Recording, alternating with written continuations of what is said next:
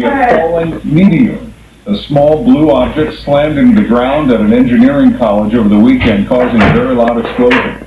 A bus driver standing nearby was hit by debris and died on the way to the hospital.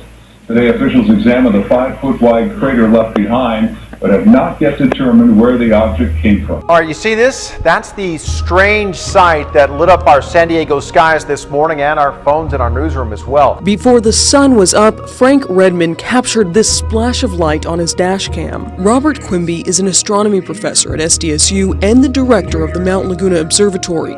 He's never seen anything like it in person and said it was unusually bright. There's a couple instances when it brightens and then fades and then brightens and fades. And then it vanished. Quimby said it was likely a space rock ripping through the sky.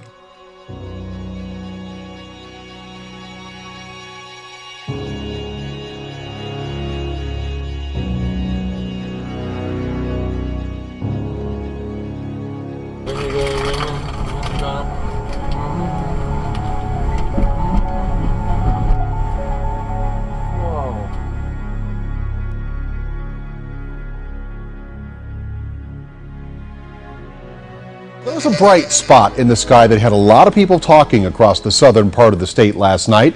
That fireball went streaking across the sky.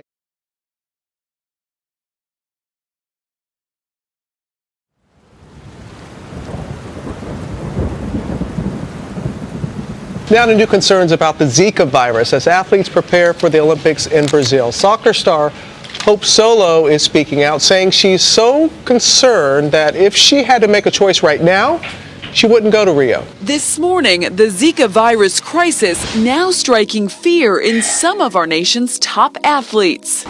U.S. soccer star Hope Solo saying if she had to choose whether to go to the Summer Games in Brazil now, she wouldn't go. Solo, who helped her team to World Cup victory in 2015, also saying no athlete competing in Rio should be faced with this dilemma. Zika virus is a scary thing that is very unknown. Hopefully some of those unknowns will become a little bit more known with the research that they do in the following months. We're certainly sensitive to the fact that this has become a global issue. A state of emergency is being issued over dengue fever on the Big Island, as the state reported one new case, bringing the total number of cases to 251. Tonight, investigators believe they're getting closer to finding the source of a salmonella outbreak in Estill County. This comes as more illnesses possibly linked to that outbreak are being reported. Now to a health scare on a local college campus. 100 students are sick at Ursinus College, and tonight doctors are looking into whether it's food poisoning or a virus. Well, the medical director tells us that the college has never experienced a stomach virus that's this widespread. Ursinus College says 7 more students reported feeling sick as part of an outbreak that's brought that Montgomery County campus to a standstill. Now, the first reports came in Tuesday.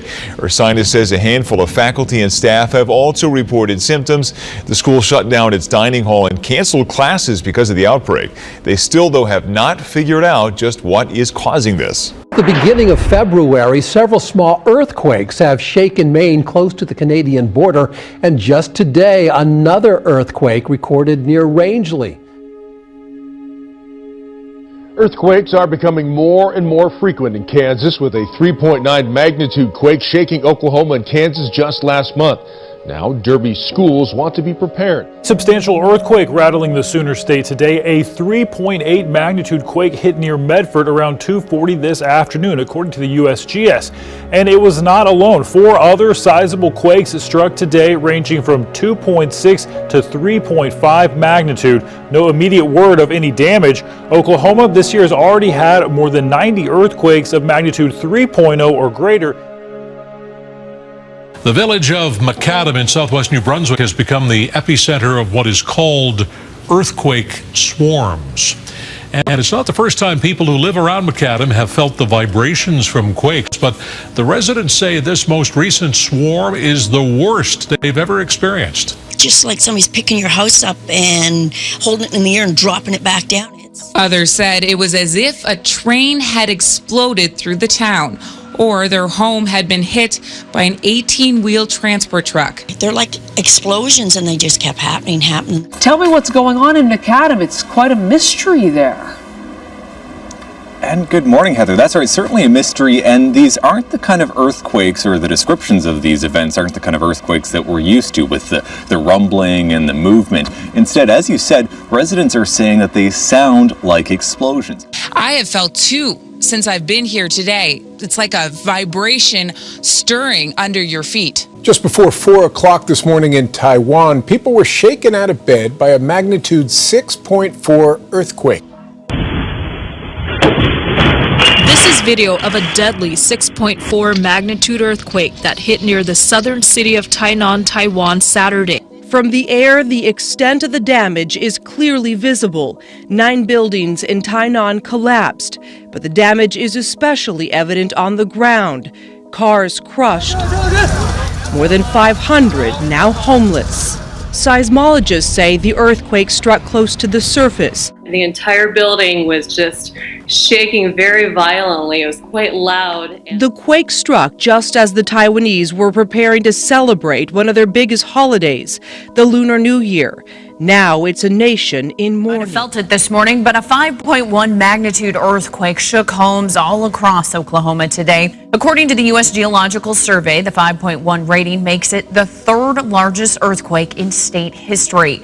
Right now, homeowners say that all the shaking is starting to damage their homes. People who fell as a magnitude 5.7 earthquake hit near Christchurch today. The quake struck shortly after 1 p.m.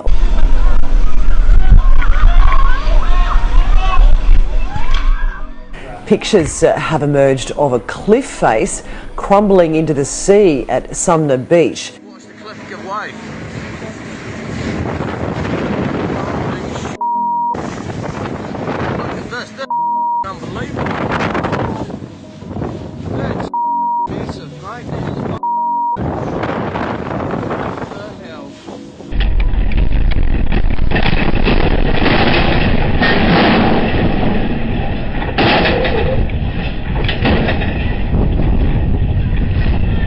Rough ride for passengers caught in a storm on a Royal Caribbean cruise ship off the coast of North Carolina. And Natalie's here. This is some dramatic video. It sure does. Hey guys, good morning. Well, the Weather Service had issued a warning for hurricane force winds, and some passengers say the ship's crew told them about the storm and said they would try to beat it, but conditions were far worse than anyone expected. New details tonight on the rough day at sea for thousands of people on board a Royal Caribbean cruise ship. That's right. Tonight, a Florida senator is demanding answers, asking why did the ship sail into rough weather in the first place? When the storm is brewing, you don't go out of port. Florida Senator Bill Nelson is asking the question many Royal Caribbean passengers have on their minds. Worst experience? Yeah, only the movies. But the Anthem of the Seas captain says he didn't realize the magnitude of the storm ahead of time.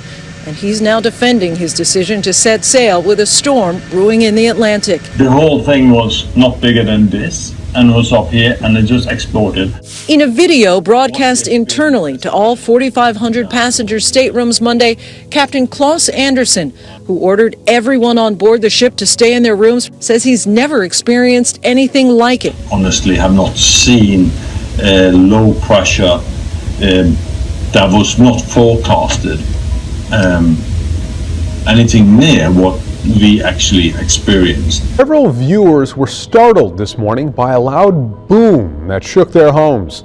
Several calls and messages came into our information center asking us what was going on. Now, this remains a mystery. I have put in several calls to various state and federal agencies. So far, no one can confirm what this was. The whole ground was shaken out here. It was a cement out there, and the house was shaken. Sue Eastman didn't know what was going on. It was just before 10 a.m. when she heard the loud boom. It was just a short kind of a boom like that, and you could hear everything kind of shake. As Sue was trying to figure out what happened, so were several others. I had people from all over, from the lake area here. My neighbors were saying that they felt it, they heard it.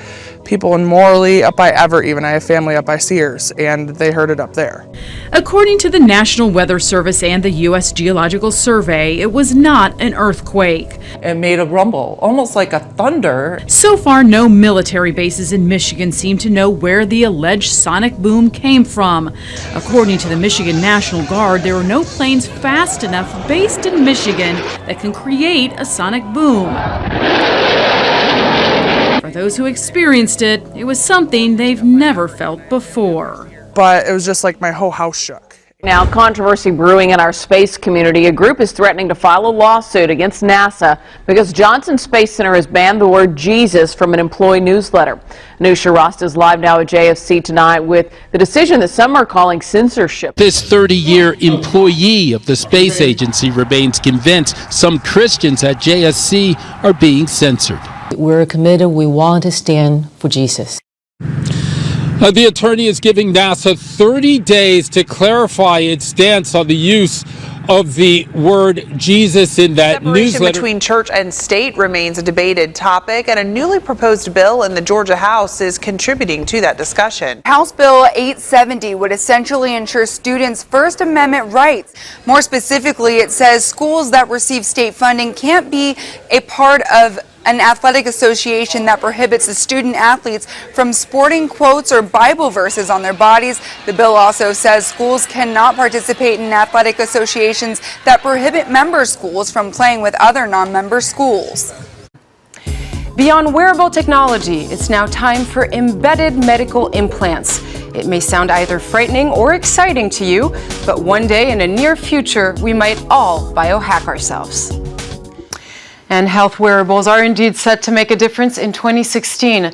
But it seems like another trend could soon change the way we treat illnesses, and that is embeddable tech implants. Real-life cyborgs are now among us. These citizen scientists are altering cells, DNA, even hacking their own bodies with sights set on the future. I've got an implant in my finger. I've got a chip in my hand. An underground movement known as biohacking is pushing to advance the human race. Yeah, these citizen scientists are altering cells, DNA, and even hacking themselves by implanting electronic devices into their own bodies. What I'm interested in is functional implants that can track my health data, that can make me, a stronger, faster, better human. These biohackers are the experiment, but they emphasize that years of planning and research are put in before they grab the scalpel. Still, not for everybody. No. Although, I bet the guy with the magnet in his finger makes a lot of money in bars. I was going to say, that's quite a pickup line. Yeah, like, look exactly. at me, I'm going to levitate rock. Very impressive. Yeah, I don't think so. Like I said, unless they can come up with a chip that'll clean my house in 1 hour for me, I'm not going to be implanting anything. We could put a radar in your head or something. Yeah, well, sometimes I feel it's already there. Yeah, exactly.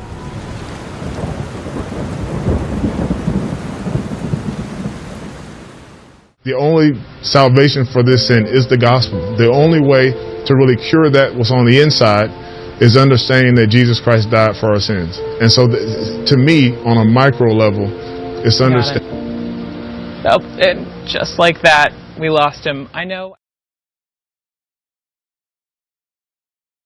The Israeli Prime Minister has unveiled a new plan to surround the entire state of Israel with a security fence. The barrier would also seal off all openings in the West Bank security wall. He says it will take several years to build the fence promised by Netanyahu. Israel is currently building a new fence to protect a newly built Israeli airport just outside the city of Eilat. Now, in his statement, Netanyahu expressed his intention to surround all of the state of Israel with walls and border fences. Essentially, Netanyahu is declaring a new long-term and comprehensive project that will seal off the entire state of Israel to the outside world.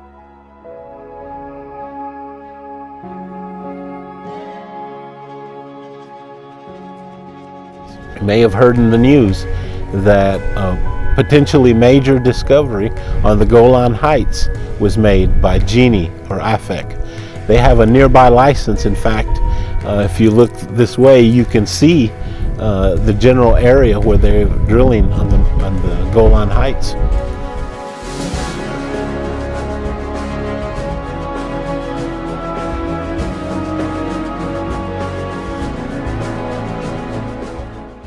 Jewish immigration from Western Europe to Israel has reached an all-time high. It's because of rising anti-Semitic attacks.